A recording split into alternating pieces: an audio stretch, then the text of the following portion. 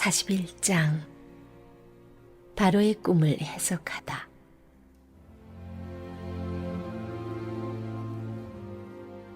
그로부터 2해가 지난 뒤에 바로가 꿈을 꾸었다. 꿈에 그는 나일 강가에 서 있었다. 튼튼해 보이는 암소 7마리가 나일강에서 올라와 습지에서 풀을 뜯고 있었다. 뒤이어 가죽만 남은 암소 7마리가 강에서 올라와 강가에 있는 암소들 곁에 섰다. 그러더니 바싹 마른 암소들이 튼튼한 암소 7마리를 잡아먹는 것이었다. 그때 바로가 잠에서 깼다. 바로가 다시 잠이 들어 2번째 꿈을 꾸었다.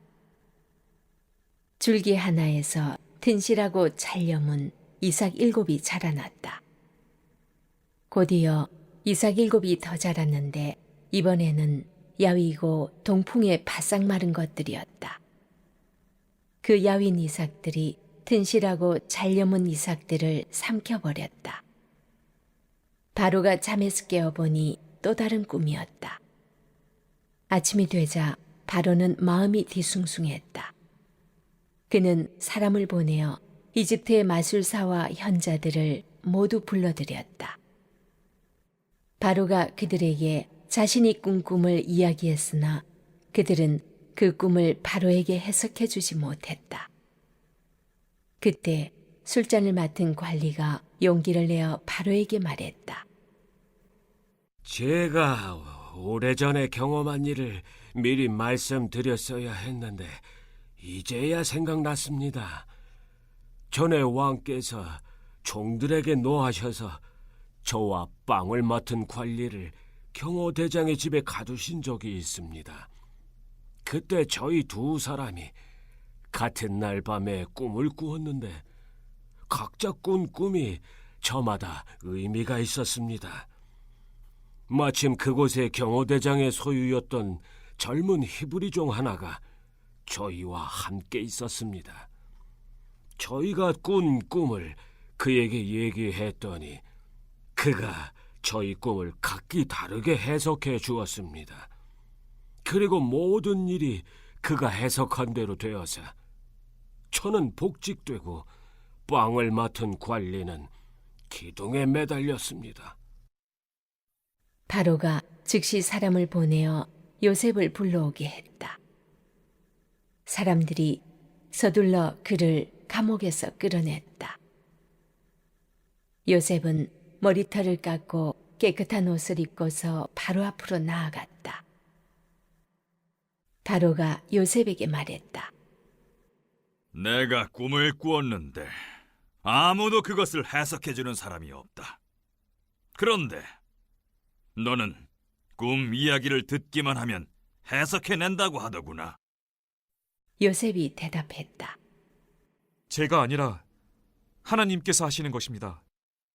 하나님께서 왕의 마음을 편하게 해주실 것입니다. 그러자 바로가 요셉에게 말했다. 꿈에 내가 나일 강가에 서 있었다. 튼튼해 보이는 암소 7마리가 강에서 올라와 습지에서 풀을 뜯고 있었다. 뒤이어 가죽만 남은 암소 7마리가 올라왔는데 그처럼 흉한 소는 일찍이 이집트에서 본 적이 없었다. 그런데 가죽만 남아 보기 흉한 암소 7마리가 먼저 올라온 튼튼한 암소 7마리를 잡아먹었다. 그러나 그렇게 잡아먹고도 전과 같이 뼈와 가죽만 남아 보기 흉한 모습이었다. 다른 소를 잡아먹었다고는 짐작할 수 없을 정도였다. 그러고는 잠에서 깨어났다. 2번째 꿈에 보니 줄기 하나에서 튼실하고 잘 여문 이삭 7이 자라나고 뒤이어 쭈글쭈글하고 야위고 동풍에 바싹 마른 이삭 7이 자라났다. 그러더니 그 야윈 이삭들이 알찬 이삭들을 삼켜버렸다. 내가 이 모든 꿈을 마술사들에게 이야기했지만 그들은 그 뜻을 해석하지 못했다. 요셉이 바로에게 말했다. 왕의 2 꿈은 모두 같은 것을 의미합니다. 하나님께서 친히 하시려는 일을 왕께 알려주신 것입니다.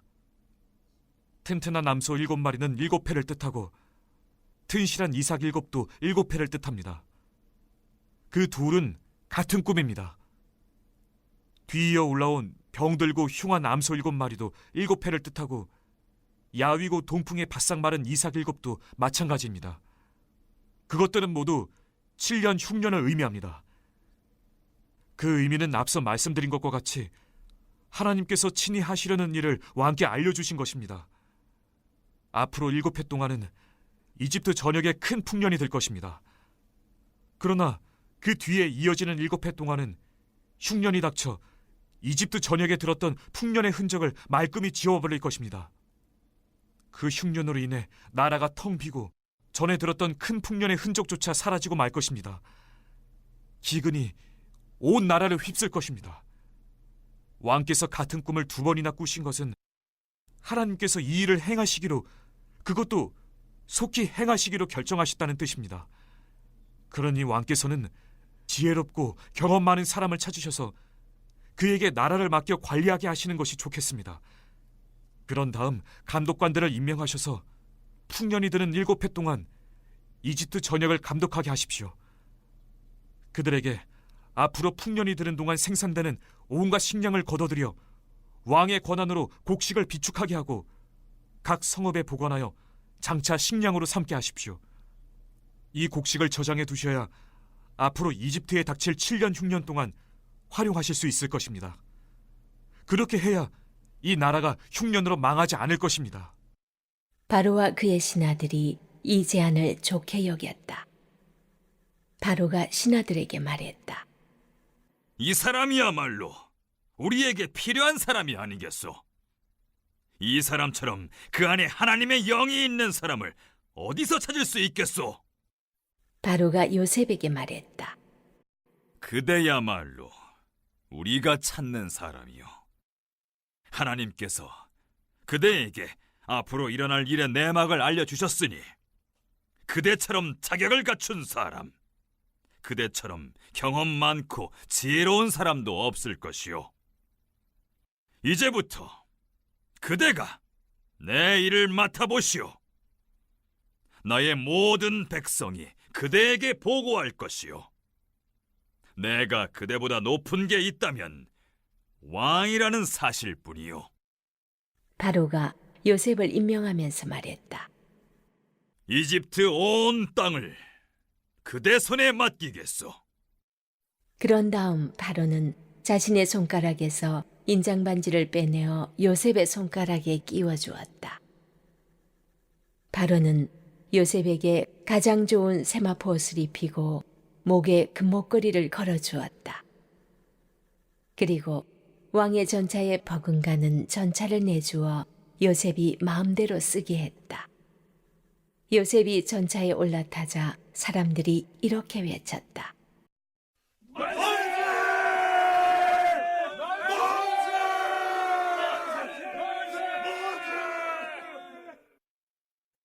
요셉이 이집트 온 땅을 맡아 다스렸다.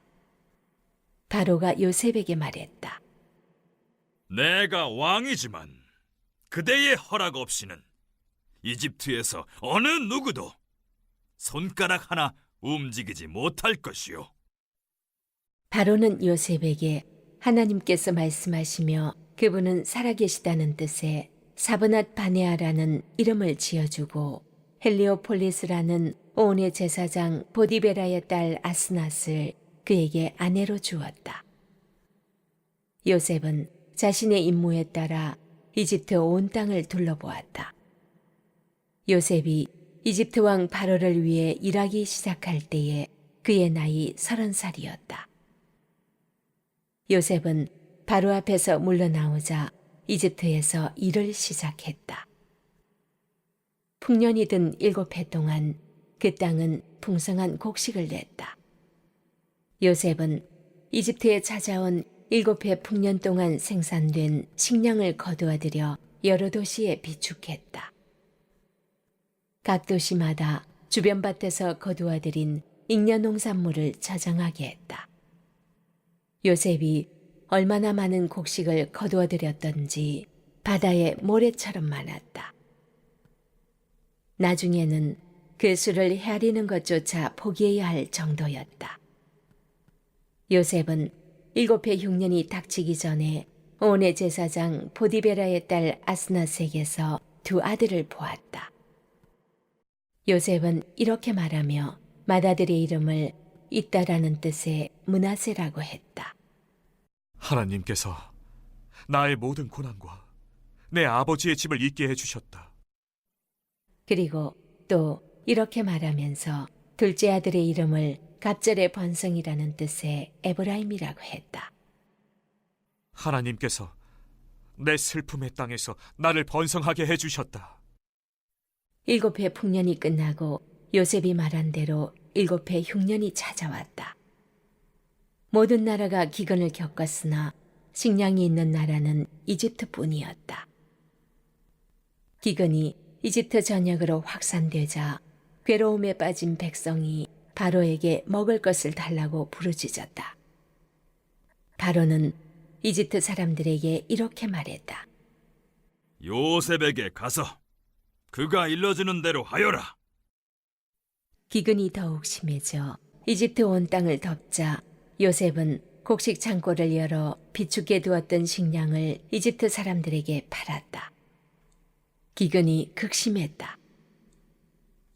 이윽고 온 세상이 요셉에게서 식량을 사려고 모여들었다.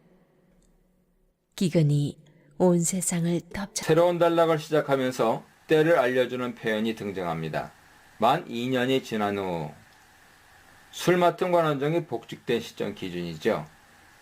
요셉은 만 2년 동안 잊혀진 사람이 되었습니다. 그동안 요셉이 무엇을 했는지는 알려져 있지 않습니다. 요셉은 감옥에서 잊혀진 존재로 외롭고 힘든 나날을 이겨내야 했습니다. 하지만 요셉이 감옥에서 불려올 때 어떤 문제도 언급되지 않은 것을 보면 2년 동안 감옥 재반 사항을 돌보는 일을 잘 해냈던 것으로 보입니다. 파라오의 꿈은 암소 7마리가 나일강으로부터 올라와서 시작됩니다. 파라오는 꿈에서 다시 깹니다. 그는 다시 잠이 듭니다. 그리고 두 번째 꿈을 꿉니다. 충실한 이삭 7개가 올라왔습니다. 다시 파라오가 꿈에서 깹니다. 두 번의 꿈은 동일한 주제를 담고 있습니다. 아름답고 충실한 7 암소, 그리고 이삭을 흉하고 마른 7 암소, 그리고 이삭이 삼키고 잡아 먹어버렸습니다. 좋은 것이 나쁜 것에 의해 정복당한 것이죠. 파라오는 꿈에서 놀라 화들짝 일어납니다.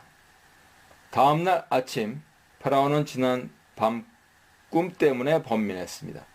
꿈이 그를 불안하고 초조하게 만들었습니다. 좋지 않은 꿈이었기 때문입니다. 나일강의 풍요는 파라오의 권력과 직결되어 있었습니다. 나일강에서 풍요를 얻지 못하는 것은 파라오의 권력이 약화되는 것을 의미합니다. 파라오는 자신의 꿈을 확실히 이해할 수 없었습니다. 그는 이집트의 모든 점술가와 지혜자들을 부릅니다. 그들은 점성술과 마법 전문가들로서 자신의 꿈을 해석해서 적절한 조언을 해줄 것으로 기대했기 때문입니다. 파라오는 자신의 꿈을 그들에게 일러줍니다. 하지만 그것들을 해석하는 자가 없었습니다.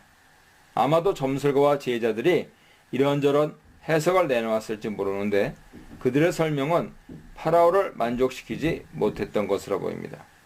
그들은 파라오의 꿈을 해석하는데 실패했습니다. 이제 꿈의 달인이 필요한 시점이 되었습니다. 9절로 13절입니다. 이러한 상황에서 술 맡은 관원장이 나섭니다. 그는 최측근으로서 파라오에게 일어난 모든 일을 지켜볼 수 있었습니다. 먼저 자신의 죄를 시인합니다. 자신이 꼭 했어야 할 일을 하지 않았기 때문입니다. 2년 동안 요셉을 잊고 있다가 상황이 이렇게 되자 그를 기억한 것이죠. 그는 파라오에게 감옥 경험 이야기를 했습니다. 파라오가 두 관원자에게 분노해서 친위대장 보디발의 집에 있는 감옥에 가두었을 때 그들이 같은 날 꿈을 꾸었다고 말했습니다. 그들은 같은 날 꿈을 꾸었지만 동일한 꿈은 아니었고 각자 해석이 필요한 꿈이었습니다. 그때 그들의 꿈을 해석한 요셉을 소개합니다.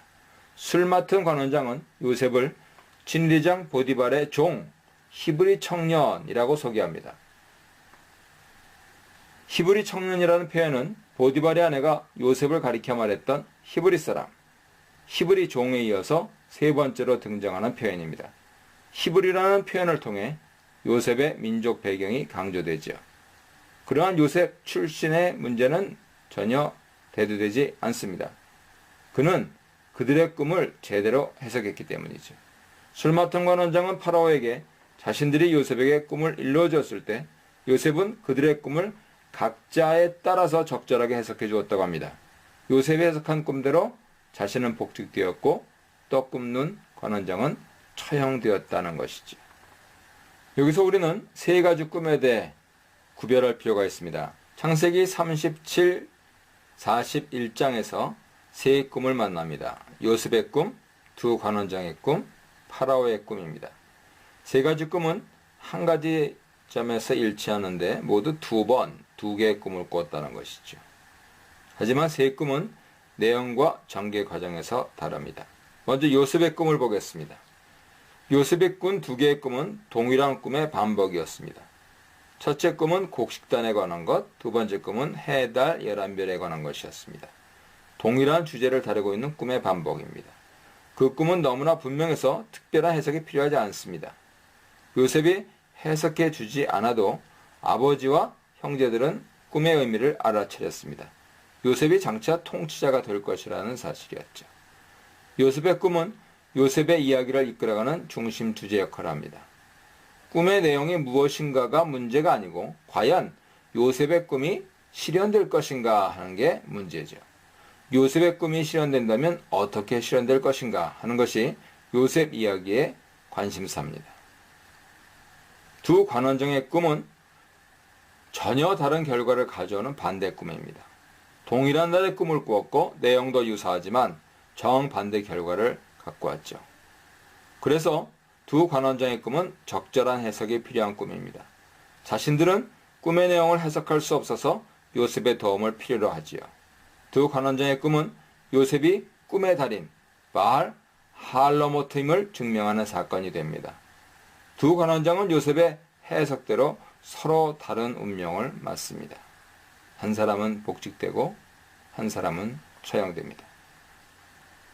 파라오의 꿈입니다. 그가 꾼 두 번의 꿈은 동일한 주제의 반복이지만 하나의 꿈이었습니다. 두 단계 사건으로 구성됐습니다. 하나의 꿈 안에 대조적인 두 가지 요소가 어우러져 있는 것이죠. 처음에 등장하는 좋은 상태는 다음에 등장하는 나쁜 상태에게 잠식됩니다. 이 꿈도 해석을 필요로 하지요. 이집트의 점술과 제자들도 해석해내지 못합니다. 그래서 요셉이 파라오 앞에 서게 됩니다. 파라오의 꿈은 요셉을 꿈의 해석자로만 있게 하지 않습니다. 꿈을 해석하고 또 이에 적절히 대응 조치를 취해야 하는 꿈의 실행자로 탈바꿈하게 하지요. 이처럼 요셉 이야기에 등장하는 세 가지 꿈은 유사한 요소를 가지고 있지만 서로 다른 특징을 보여줍니다. 세 가지 꿈은 연속적으로 요셉이 점점 더 적극적인 역할을 하도록 발전됩니다. 세 가지 꿈은 요셉을 단순히 꿈꾸는 자에서 꿈의 해석자로 그리고 끝내 꿈의 실행자로 역할을 탈바꿈하게 하는 중요한 모티프입니다. 이 문단에서는 꿈의 주인이신 하나님, 애굽의 미래를 주장하시는 하나님, 대책을 제시하는 요셉에 대해서 묵상해 보시기 바랍니다. 14절로 16절입니다. 파라오는 술 맡은 관원장 말을 듣고 곧바로 사람을 보내 요셉을 불러오게 합니다. 사람들은 급히 요셉을 구덩이, 옥에서 꺼내 파라오 앞에 오게 했습니다. 그는 수염을 깎고 새 옷으로 갈아입고 파라오 앞에 서게 됩니다. 요셉 이야기에서 의상은 매우 중요하죠. 새로운 의상을 입고 파라오 앞에 선 것은 그가 더 이상 죄수가 아니라 파라오 앞에 설 만큼 권위와 명예를 가진 사람이다 하는 점을 보여줍니다. 아버지가 준 채색 옷이 벗겨진 채 지금까지 지내오다 이제 파라오 앞에 새 옷을 입고 섭니다. 파라오는 요셉에게 자신의 꿈 이야기를 합니다. 두 관원장이 꿈을 꾼 뒤 요셉을 만났을 때 말한 바와 동일한 그러한 말을 합니다. 파라오가 얼마나 번민하고 있는가 하는 것을 잘 보여주죠. 요셉이 꿈의 내용을 듣고 그것을 해석한다 들었다 합니다. 이 해석은 꿈의 내용을 이해하는 것만을 말하지 않습니다. 꿈을 해석하는 것은 그 내용을 이해할 뿐만 아니고 대비책도 말할 수 있는 능력과 용기를 갖춘 것을 의미하죠. 그런 의미에서 이집트의 점술가 그리고 지혜자들은 요셉과 대조됩니다. 그들은 파라오의 꿈을 제대로 이해할 수 없었을 뿐 아니라 그 꿈의 내용에 대한 대비책을 마련하도록 하는 책임감, 용기가 없었습니다. 파라오의 말을 들은 요셉은 거침없이 대응합니다. 자신이 아니라 하나님이 파라오에게 샬롬의 응답을 주실 것이라고 하죠. 요셉의 이러한 확신과 단호함은 평소 생활 가운데서 하나님과 동행하는 삶을 통해서만 나올 수 있습니다. 하나님과의 교제를 통해서 얻은 확신, 지혜가 절대 권력자인 파라오 앞에서도 두려워하지 않고 단호히 하나님의 샬롬을 선포할 수 있게 하고 있습니다. 17절로 24절입니다. 파라오는 자신의 꿈을 진술합니다. 파라오의 첫 번째 꿈은 암소에 관한 것이었습니다. 그는 자신의 꿈을 설명하면서 41장 전반부에서 말한 것과는 약간 다르게 말합니다. 그것은 흉하고 나쁜 암소들에 대한 강조입니다. 심이라고 하는 말을 덧붙였고 그같이 흉한 것들은 애굽 땅에서 내가 아직 보지 못한 것이다 라는 평가까지 합니다. 파리하고 흉한 암소들이 아름답고 살진 암소를 먹었으나 그들의 모습은 처음처럼 흉하였다고 강조합니다. 그는 자신의 꿈이 결코 좋은 것을 말하고 있지 않음을 알았습니다. 그의 두 번째 꿈은 이삭에 관한 것이었죠. 파라오는 이와 같이 두 번에 걸쳐 꾼 자신의 꿈을 일러준 뒤에 말합니다. 자신이 점성술, 마법에 능통한 전문가들에게 말했으나 누구도 그것에 대해서 제대로 일러주는 자가 없었다. 파라오는 자신의 꿈에 대한 해석자를 찾지 못해서 이제 꿈의 달인인 요셉에게 자신의 꿈을 해석해 줄 것을 요청하고 있는 것입니다.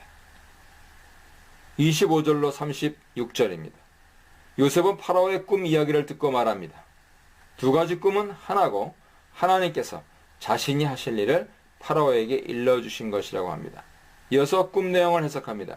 두 가지 꿈에 나타난 7 좋은 암소, 7 좋은 이삭은 7회라는 것이죠. 흉하고 파리한 7 암소, 마르고 속이 빈 이삭도 7회인데 그것은 흉년을 의미한다는 것입니다. 다시금 모세는 파라오의 꿈이 하나님이 하실 일을 파라오에게 보이신 것이라고 강조합니다. 이어서 요셉은 꿈의 전체 의의를 설명합니다. 온 이집트에 7회 풍년이 있으나 그 후 7회 흉년이 될 것이고 흉년이 너무 심해서 이전 풍년을 기억하거나 알지 못하게 될 것이라 말합니다. 파라오가 2번 반복해서 꾼 것은 하나님께서 이 일을 확정하셨다는 의미라고 설명합니다. 요셉은 하나님이 이를 속히 행하실 것이라 강조합니다. 그는 파라오의 꿈이 지니는 의미를 분명하게 보여줍니다. 그에 의하면 파라오의 꿈은 하나님의 계시의 수단이고 하나님께서 확정하신 계획을 보여주신 것입니다. 그러나 하나님의 계시는 미래 사건에 대한 지식으로만 작용하지 않습니다. 그것은 적절한 대응을 요구하지요. 그래서 요셉은 파라오에게 꿈을 통해 보여주신 사건들에 대한 대비책을 일러줍니다. 요셉은 파라오에게 명철하고 지혜 있는 사람을 뽑아 이집트 땅을 다스리게 하라고 제안합니다. 나라 안에 감독관을 두어서 7회 풍년 동안에 수확물의 5분의 1을 거두라고 말합니다. 요셉은 장차 있게 될 풍년의 모든 곡물을 거두어 파라오의 권한 아래 양식으로 삼기 위해 성읍에 쌓아두고 보존하게 하라고 건의합니다. 여기서 약간의 불일치가 있는데요. 7년 풍년 동안에 거둘 것이 수확물의 5분의 1인지 아니면 전체인지에 대한 의문이죠. 현실적으로 보면 수확물 전부를 거두어서 저장하기보다 일부를 거두어 저장하고 후일을 대비하는 것으로 보면 좋겠습니다. 요셉은 이러한 조치의 의미를 설명합니다. 7회 동안 임할 흉년을 대비하라는 것이죠. 그 특단의 조치를 통해서 이집트 땅의 사람들이 흉년 동안에도 죽지 않고 살아남게 될 것이라고 말합니다. 요셉의 대비책은 파라오가 번민했던 꿈의 내용에 대한 의문을 풀었습니다. 파라오는 자신의 꿈 가운데 충격적인 장면을 말했습니다. 그것들 아름답고 살진 암소들이 속으로 들어갔지만 그것들이 속으로 들어갔는지 모르도록 그것들 흉하고 파리한 암소들의 모양은 처음처럼 흉했다.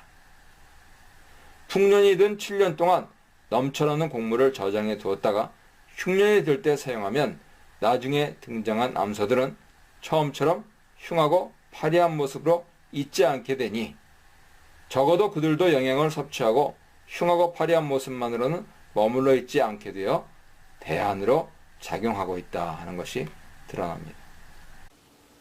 37절로 45절입니다. 파라오와 신하들은 요셉 해석을 좋게 여겼습니다.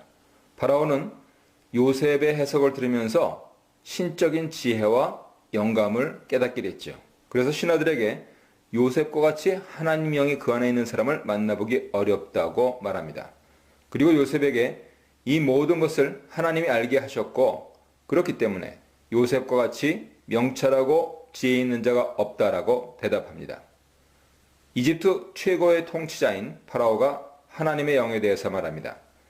그는 이스라엘 하나님 여호와에 대한 인정은 하지 않더라도 요셉에게 지혜와 영감을 주신 하나님 역할과 능력은 인정하고 있는 것이죠. 요셉은 파라오의 꿈을 해석할 수 있는 특별 지혜를 소유하고 있었습니다. 파라오가 말한 것처럼 하나님의 영이 그에게 있었기 때문이지요. 하나님이 그 모든 것을 알게 하셨기 때문입니다. 하나님께서는 자기를 경외하는 자에게 지혜와 명철을 실감나게 하십니다. 이제 파라오는 요셉에게 새 역할을 부여합니다. 그것은 내 집을 다스리라는 것이죠. 앞서 보디발 간수장이 그랬듯이 파라오도 자신의 집을 요셉 손에 넘겨줍니다. 친위 대장의 집, 감옥에서 이제는 이집트를 손에 넘겨받습니다. 그러면서 그는 요셉보다 높은 것은 내 왕자뿐이라고 하며 그런 위치에 있는 요셉에게 이집트 모든 사람들이 복종하리라 말합니다. 파라오는 자신의 말을 실행합니다. 총리라고 하는 말은 히브리어 본문에는 나타나지 않습니다. 파라오는 그냥 요셉에게 내가 너를 이집트 온 땅에 세운다고 말합니다. 이것은 이집트 온 땅, 파라오의 집을 요셉에게 맡기겠다는 의미죠. 그러고 나서 요셉에게 인장 반지, 세마포 옷, 금사슬, 그리고 자신의 버금수레, 두 번째 수레에 타게 했습니다. 이때 사람들이 그 앞에 엎드리라 그렇게 외쳤고 요셉에게 존경과 예의를 표하라 했습니다. 이렇듯 파라오는 요셉을 이집트 온 땅을 다스리는 위치에 있게 했습니다. 이집트 최고 통치자로서 파라오는 요셉의 위치를 다시 한번 강조합니다. 요셉 허락과 결정 없이는 이집트 온 땅의 어떤 사람도 자기 마음대로 행동할 수 없다 규정지었습니다. 요셉은 파라오 자신은 아니었지만 파라오와 같은 위치에 있게 됩니다. 이집트 왕은 아니었지만 이집트 전역을 다스리는 통치자가 된 것입니다. 요셉은 새 이름을 얻고 아내를 얻습니다. 사브나바네아라는 이집트 이름, 그리고 헬리오폴리스인 온의 제사장 보디베라의 딸 아스낙과 결혼하게 됩니다. 이로써 요셉은 이집트의 완전한 일원이 되었습니다. 그의 나이 30세였습니다. 구약 성경에서 30세는 인생 최고 전성기입니다. 어리지도 않고 늙지도 않은 일하기에 안성맞춤인 나이죠. 레위인의 직무 시기가 바로 30세였습니다. 민수기 4장 2절 예를 보시고요. 다윗이 왕직을 수행한 나이가 30세였습니다. 사무엘하 5장 4절을 보시고요. 예수님 공생에 시작하신 시기가 30세였습니다. 누가복음 3장 23절을 보십시오. 요셉은 이집트 통치자로 임명된 후에 이집트 전역을 순찰하기 위해 밖으로 나갑니다. 앞으로 다가올 흉년을 대비하기 위해서죠. 여기에서 서로 경쟁하는 그 정체성을 지키는 노력과 세계로의 개방, 즉 특수함과 보편성의 두 가지 상반 가치를 발견할 수 있습니다. 요셉은 이집트 이름을 얻고 이집트 아내를 얻음으로써 명실상부한 이집트인이 됩니다. 지금까지 지켜오던 히브리인 정체성을 포기하고 이집트라는 새로운 세계에 자신을 개방한 것이죠. 성경은 이에 대해 어떠한 부정적 평가도 내리지 않고 오히려 매우 자연스럽게 봅니다. 한편으로는 보디베라라는 요셉의 장인의 이름은 그가 처음 종노릇했던 보디발과 자음이 같습니다. 만약에 동일이라면 보디발은 자신의 오해를 풀고 그를 사위로 맡게 된 그러한 결과를 함축하고 있습니다. 46절로 57절입니다. 요셉 해석대로 7해 풍년이 들었습니다. 토지 소출이 매우 많았습니다. 요셉은 7년 곡물을 거두어 각성에 저장케 했습니다. 사람들은 쌓아둔 곡식이 바다모래 같아서 세기를 그쳤습니다. 바다모래라는 표현은 엄청나게 많은 수를 나타낼 때 씁니다. 이렇게 저장된 곡물은 7년 흉년을 견디게 합니다. 흉년이 시작되기 전에 요셉에게 두 아들이 태어납니다. 온의 제사장 보디베라의 딸 아스낫이 낳아준 아들들이죠. 그는 자신의 아들들의 이름을 직접 지어 부릅니다. 첫째 아들의 이름은 므낫세. 그것은 하나님이 자신의 모든 고난과 자신의 아버지의 집을 일을 잊게 하셨다. 나시아에서 나온 그러한 뜻입니다. 둘째 아들의 이름은 에브라임이라 짓습니다. 그것은 하나님께서 자신을 궁핍한 땅에서 번성하게 하셨다. 파라라고 하는 그러한 말에서 나온 말입니다. 요셉의 두 아들은 최고 전성기에 태어납니다. 요셉의 생애 주기뿐만 아니고 이집트의 풍요 차원에서 그렇습니다. 요셉 아들들의 이름에는 요셉 경험과 현재 삶에 대한 그의 신앙 고백이 들어있습니다.